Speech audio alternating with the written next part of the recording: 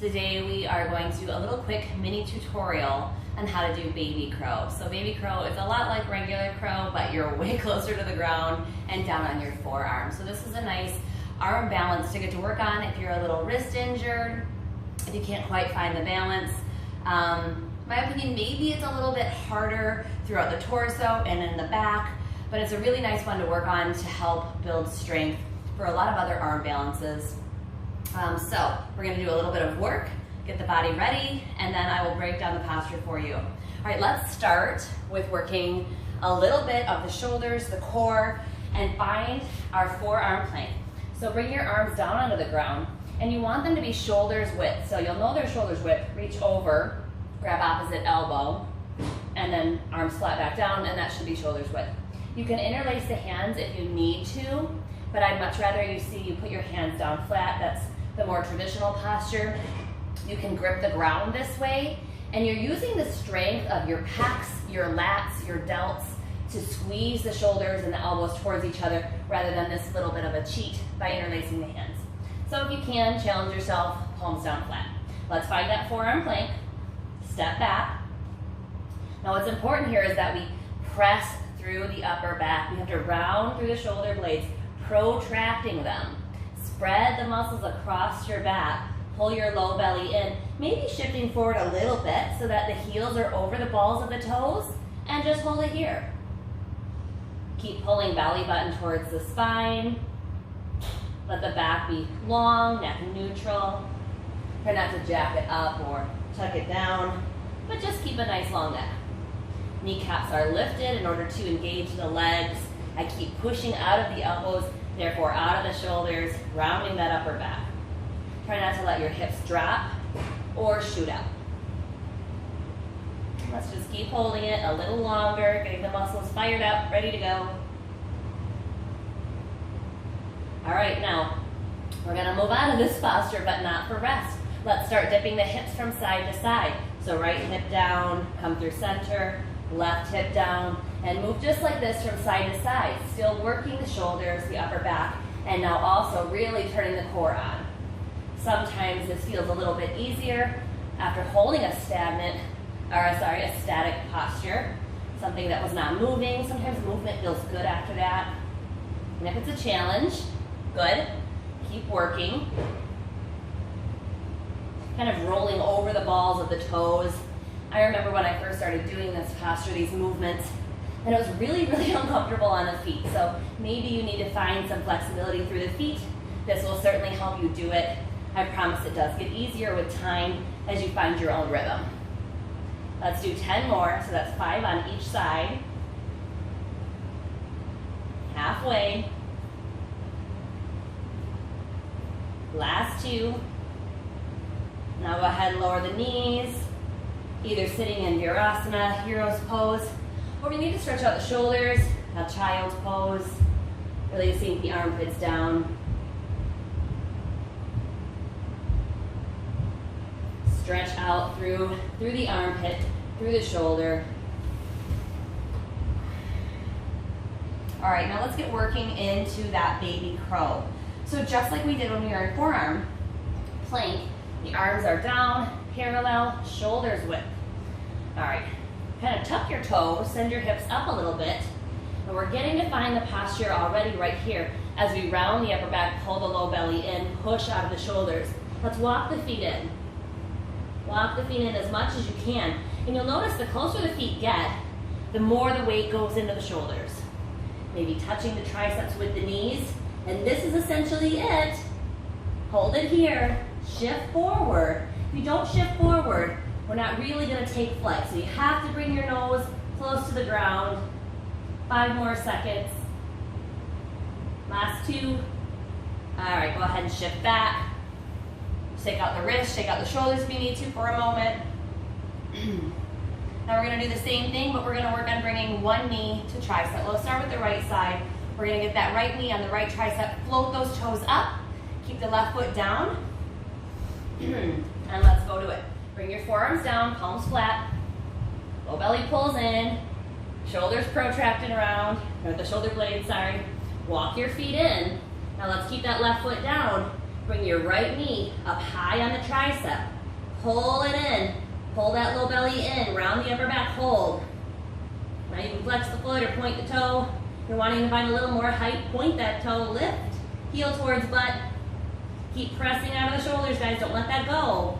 Last 5, 4, 3, 2, 1. Go ahead and release it. And we're going to do the other side, so give yourself a few moments. Shake out the shoulders. Don't beat yourself up if this is really hard. It's a tough posture. Being so close to the ground, we don't feel like we have a lot of space. It feels a little bit scarier. But on the other hand, if you fall, you're not going to fall too far. So don't let yourself get too afraid. Once we get that fear in our head, sometimes that's what stops us. It's not our strength. It's not our abilities. It's just something in our mind. So don't tell yourself you can't. Don't tell yourself it's scary. Instead, change that story. I can do this. I'm very capable. If I don't get it today, I'm going to get it very soon. So stay with that good story and not the other one. All right, let's do that left side. We'll keep the right toes down this time. Always checking in at your shoulder's width. They say it takes 5 years of doing yoga before you know that shoulder's width and you don't have to check anymore. All right, here we go. Lock your feet in. Right toes stay down. Left knee comes to the back of the left tricep. Push, round, hold. Maybe bringing just a little weight into that right foot. Try not to put too much weight there so that we're really doing the work with the upper body. The neck is neutral. I'm kind of looking down between my thumbs, maybe a little further back, like an inch or 2. 5 seconds. Last 2. And 1. Go ahead and lower down. Okay. Now we got to do both. So we're going to walk our knees in. We're going to find that spot on the backs of your triceps. So don't be coming onto the sides of the arms, but onto the backs of the arms, even in almost into the armpits. So the higher that you get your knees onto your triceps, into the armpits, the easier this is going to be. Because they're going to want to slide down a little bit anyway, so start high. That way you have a little bit of room for that slide. Because if you start low, you're already on the ground once you get a little slide. Keep pulling that low belly in. Press the floor away. Round that upper back. Lift your toes. Maybe the heels come together or the toes come together. All right, let's do it. So in the beginning, I like to lift one foot and then the other. As you get more experienced, then you can lift both feet at the same time. Let's do it. Forearms down. Walk the feet in, get that rounded upper body.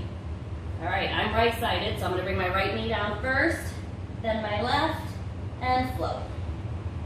Keep pushing. Keep pushing. I'm looking right between my thumbs. I'm rounding my upper back. Low belly is pulling in. Legs are engaged so that they're not just flopping. I want them to carry their own weight. Lift the toes as much as you can. Let's hold it 5 more. Last 3, 2, and 1. Awesome. So a couple of fun things that you can do once you get the hang of that baby crow, and it can take time, come back to it again and again and again. Awesome way to build strength. So let's work a little bit. If you have that baby crow and you're ready for a little more, then lowering down from Pinchamayurasana, and then also maybe shooting the legs back in Chaturanga. Well, it's kind of a modified Chaturanga because we're already on our forearms, not on our hands. Okay, so once we get into that Pincha, arms are in the same position. You have to have a good forearm stand, Pinchamayurasana first, one that you can hold for a good 10, 15, 20, 30 seconds, and you have good control. It's not just a jump up, balance for a second and fell down. You really have to have good control here in order to be able to lower down. And what's really important is that I keep squeezing my elbows in. I don't let them flare out. And everything is really, really slow as I bring the knees down towards the triceps. Make sure that it's slow. Because if you do it fast, you're going to lose control and you're going to fall. So find your forearm stand. Low belly pulls in. Press out of the shoulders. Then I'm going to start to bend my knees. Shifting forward just a little bit. Get this really tight position. And now I'm thinking knees towards triceps.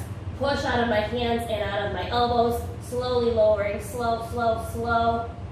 Round and push. Soon as I felt my knees touch my triceps, round and push. Now once you have it here, back in that baby crow, I'm gonna shoot my feet back, find that forearm plank, and as I do, I'm gonna lift my chin and look forward. Here we go, 1, 2, and 3, push. Oh gosh, I did it not 2 feet at the same time. I did it 1 foot. If that happens, that's okay. It's really, really hard to shoot the feet back. So we don't beat ourselves up, we don't get mad. In yoga, we just go, oh, okay, maybe I was a little tired. We'll try again next time. No worries. So a little jump into my baby crow, find that balance, push the floor away, shoot the feet back. Into that forearm plank. And there we go. This kind of stuff takes practice and a dedication, commitment, a willingness to come back again and again and again. A willingness to fall and to fail and be okay with that because that's building strength. And just know in your heart and your mind you're going to get it. You're very capable. So any questions, please leave them down in the comments. If there's something else that you'd really like to work on and I can help you with, please let me know and I will try to make a tutorial for you. I hope this helped in some way. Well, I guess that's it for today, you guys. Thank you so much. Make sure you give this video a like, a thumbs up, subscribe if you haven't already. My name is Kelsey. I'm Kelsey Yogi here on YouTube and on Instagram. Thank you so much for practicing with me today. Namaste.